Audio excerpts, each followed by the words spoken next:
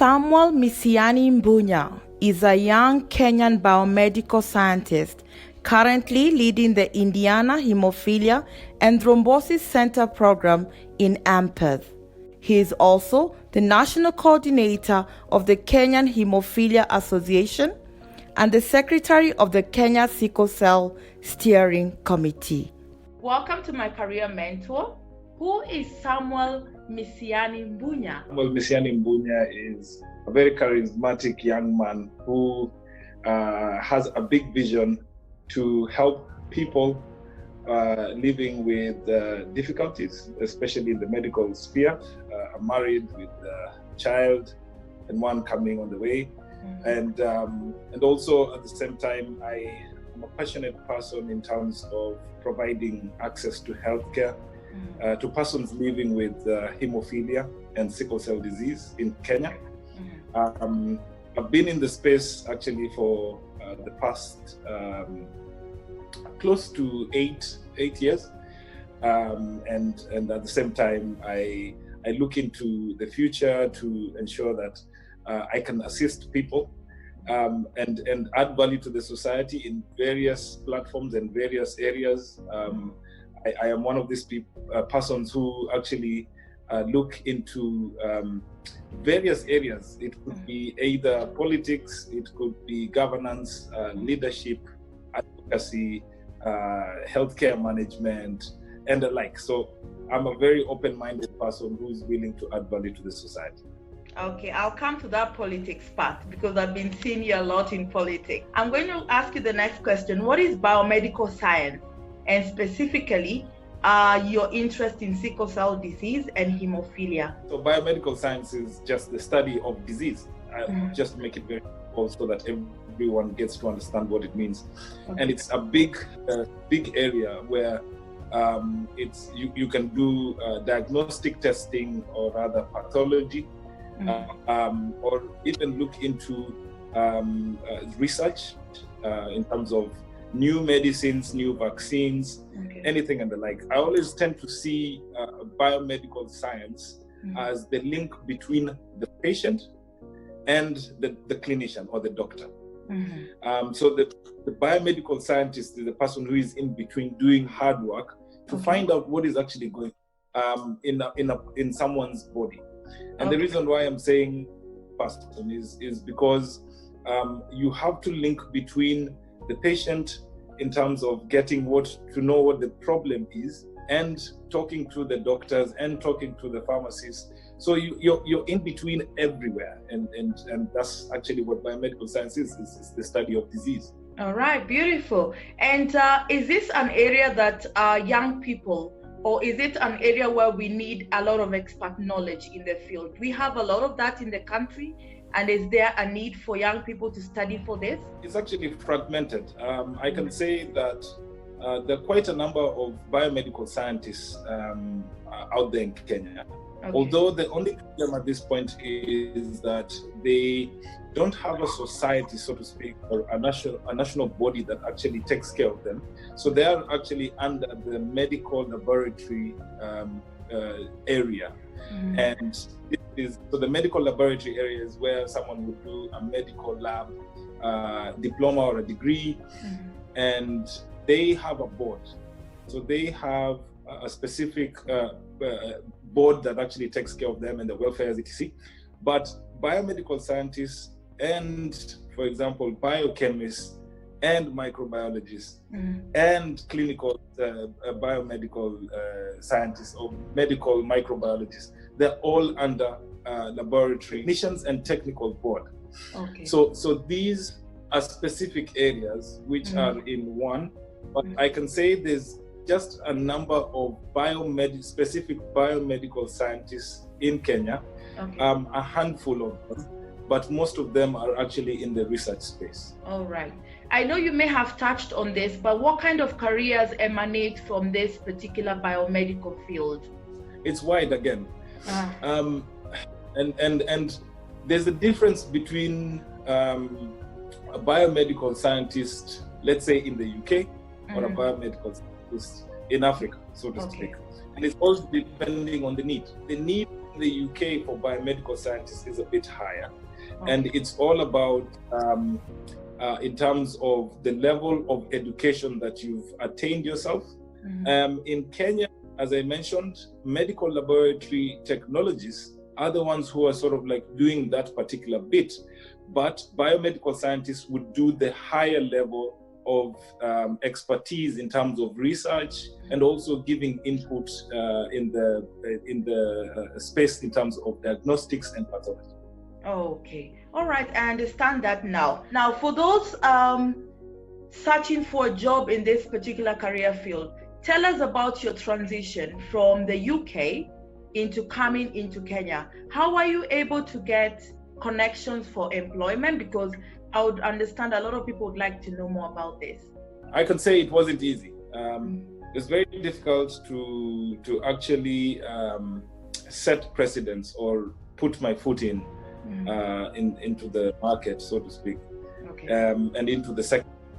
And I started off just simply researching on the internet on biomedical science jobs in Kenya. And most things that came about was, the research areas like Kemri, ILRI, which are research areas, Isipe, which deals with insects. So ILRI is for livestock, Kemri is for medical research for humans, and also pathology services, which that's where I ended up working for Pathologists Lancet Kenya. And actually, there's diagnostics and research, and those are the two areas that I was mentioning before. Is that there's so much you can do in biomedical science, including toxicology, including crime investigation, which is forensic science. You can anywhere, any area in terms of diagnostic or anything that deals with the human body or life sciences. So biomedical science is wide. It wasn't as easy to enter into the sector. All right.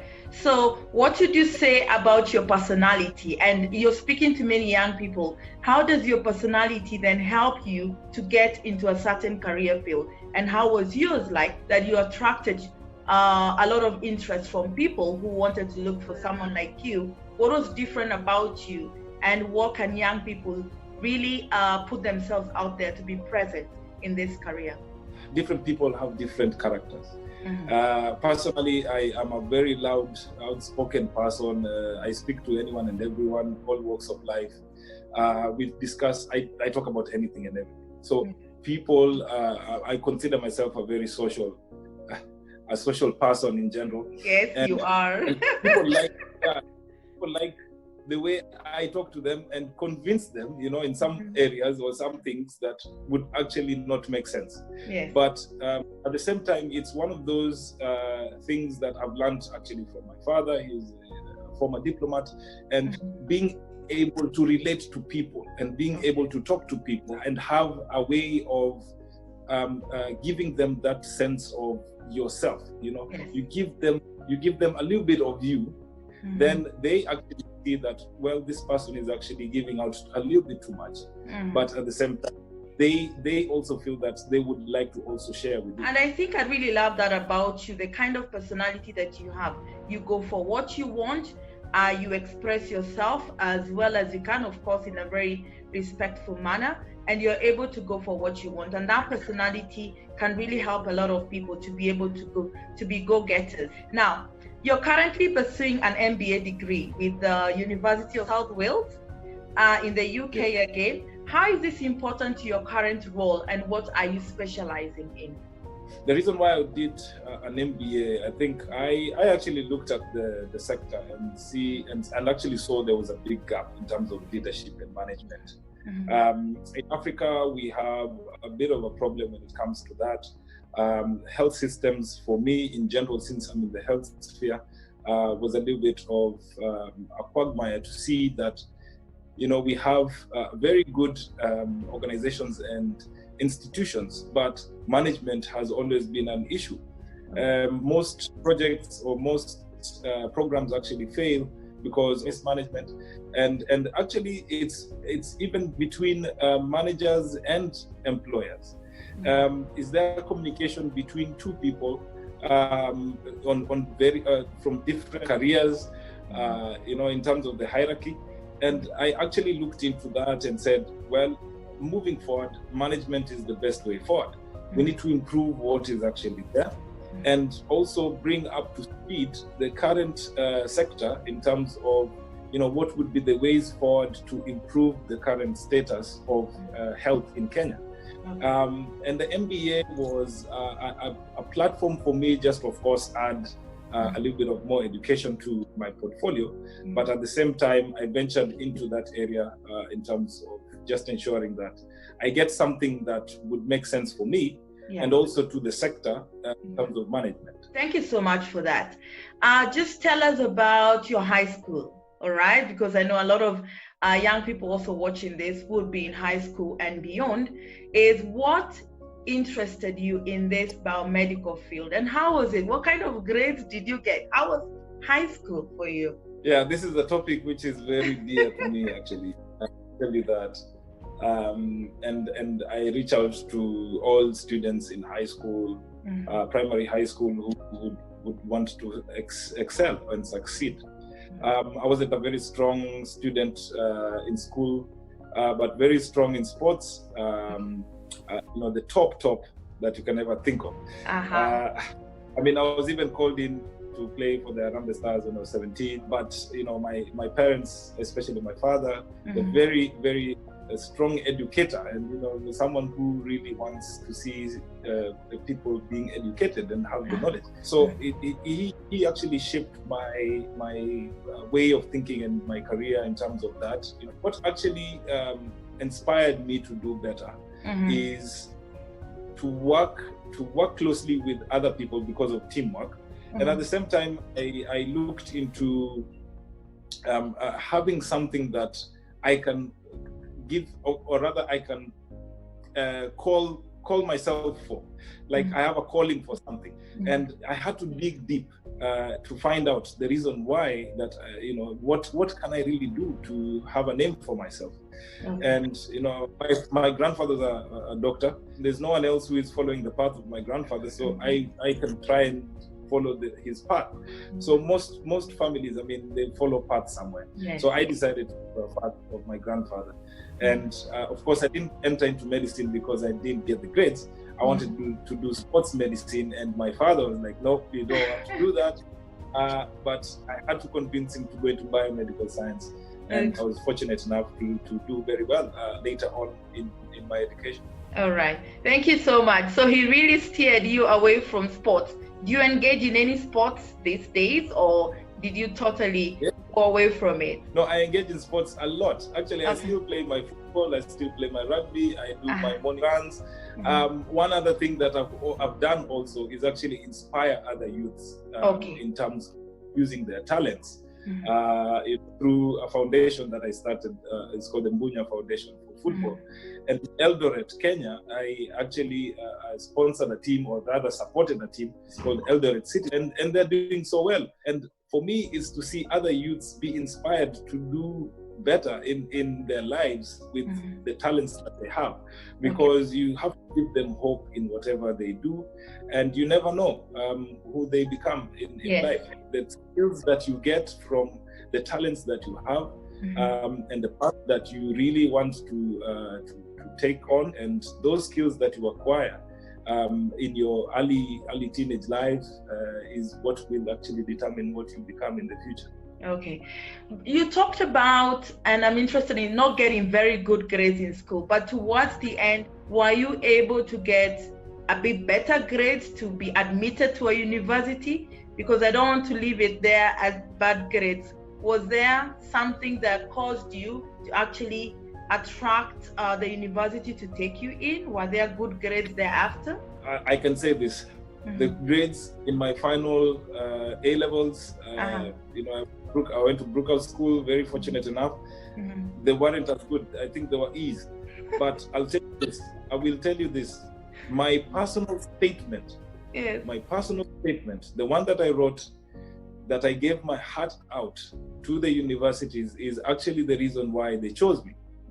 And they didn't look at the grades. This personal statement was very clear this is what I want to achieve. I am not very strong in school, but I want to achieve this based on the skills that I've learned in various areas. And I had a vision. I had a vision to give back to the society. I had a vision to add value to people's lives.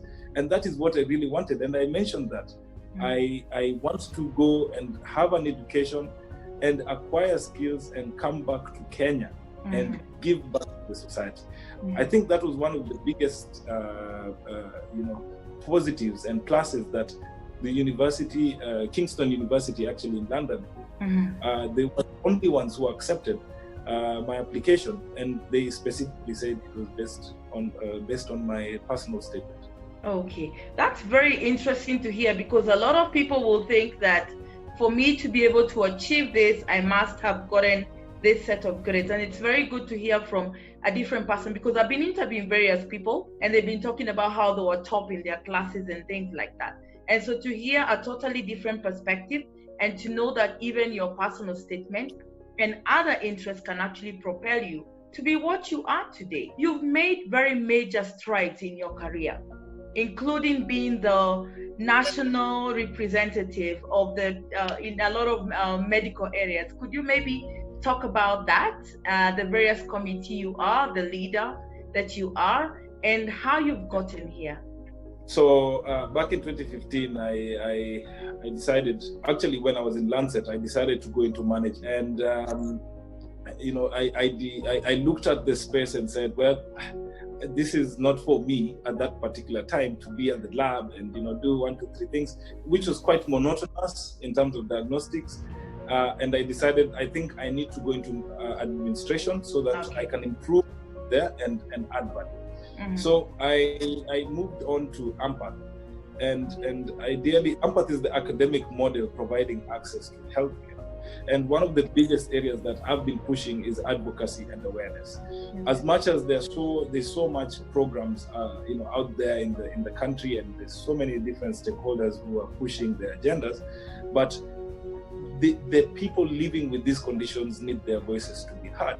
And they need champions who are able to speak out to various stakeholders, including the ministries of health, the government officials, and other stakeholders, to say that these people actually require more help, and their need, even with what we have, is not enough. And even what we have is not reaching to them. And I've been in a position to facilitate a lot of the activities within Kenya, and reached out to various people who are in need, especially in sickle cell disease and hemophilia, which are bleeding and clotting disorders. And I've been able also to be fortunate enough to work closely with patient organizations and the ministry. So I'm currently the national coordinator for the Kenya Haemophilia Association, and also the secretary of the newly inaugurated Sickle Cell Federation of Kenya. I've also been appointed as an expert committee member for medical devices, pharmacy and poisons board, to actually discuss on various medical devices that will be brought into the country in terms of regulation. Also recently, I've been appointed as a subcommittee member on non-communicable diseases, on COVID. And this committee actually looks into the social welfare, social aspects, what is going on during COVID for these particular patients, and how best do we work together with the Ministry of Health and other partners to improve the current facilities that are there, the current services that are being given to these patients, and how best do we improve their lives. Okay, very good. Well done. Congratulations. You've been able to do so much. It's really good to see young people making such strides in their career, and from biomedical science to being able to be an advocate in terms of in the medical field. Well done on that. How rewarding is this particular career financially? I'll tell you this, money is not my motivator, but in general, I'll say that it is a lucrative career. Okay.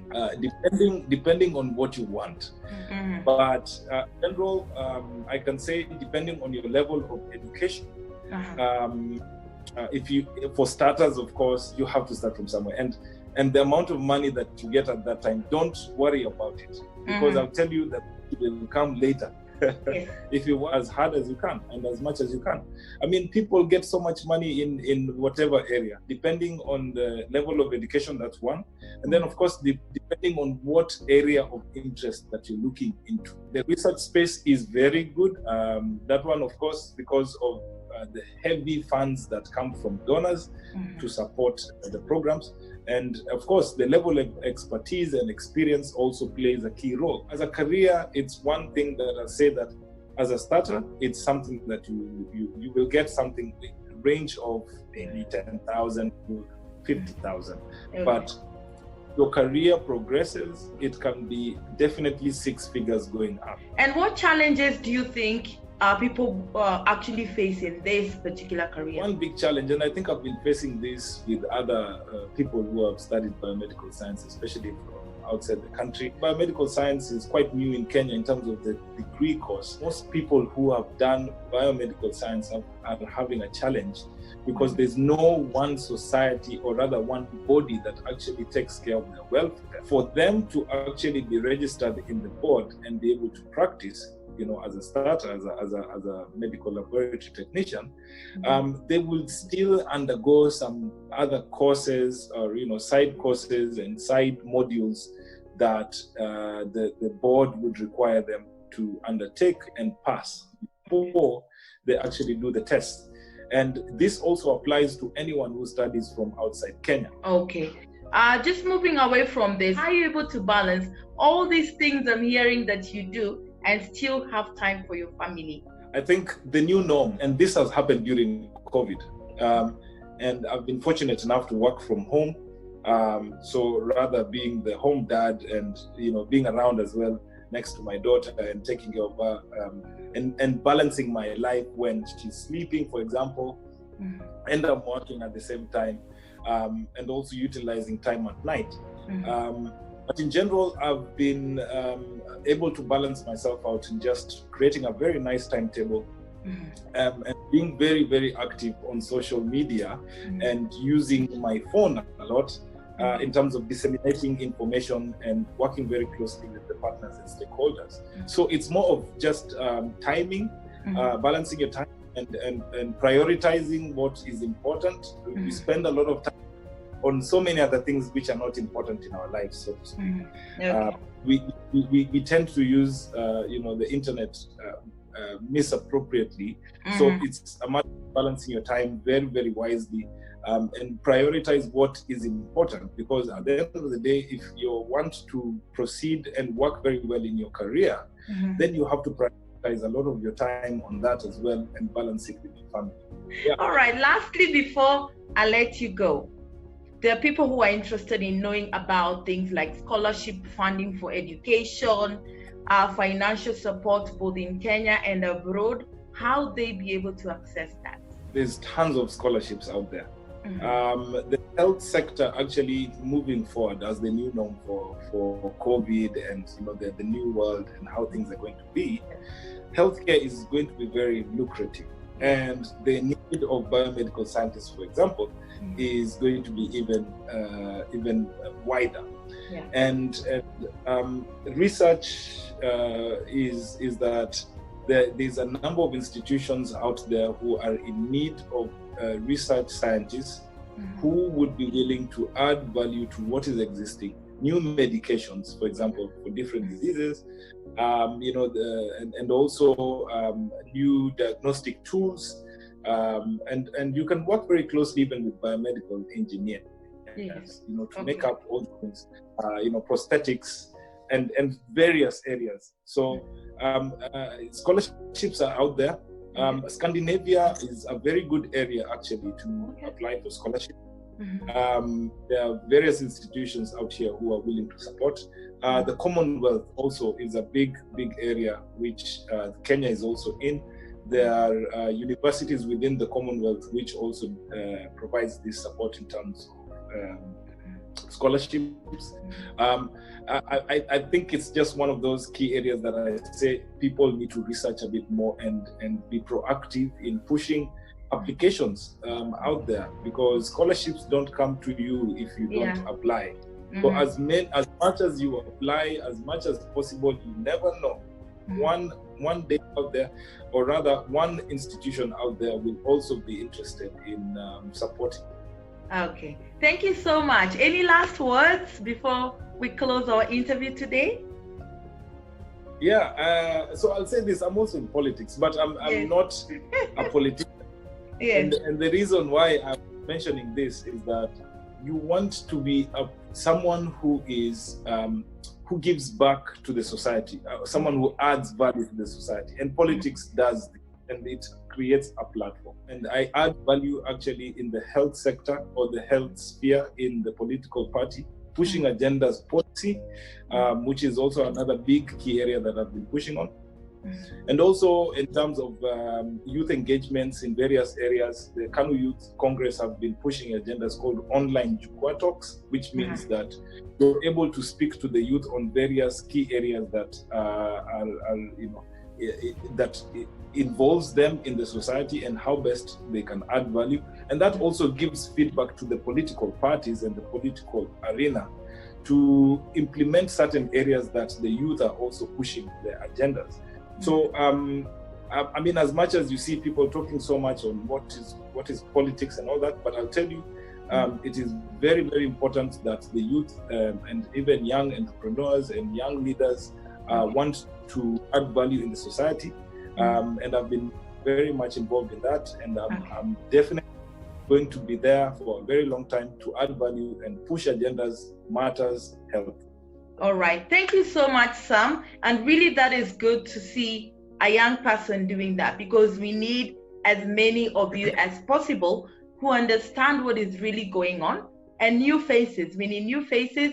We need people who are advocates for different kind of things and accessibility in the country. So thank you so much for talking to my career mentor. We're really pleased to have you today. And I'm sure whatever you've talked about today is going to impact a lot of people wanting to enter into this field and also other fields to be able to impact whatever it is that they are doing. You're a very pleasant character, and well done in what you're doing. And all the best in your forward movement, and succeed in everything that you do. Thank you so much. Bye.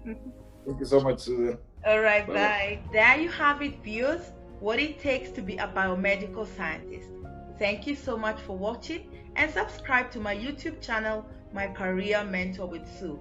I'll be interviewing many more young professionals under the age of 40 about the world of work. Stay tuned on My Career Mentor with Sue. Thank you for watching.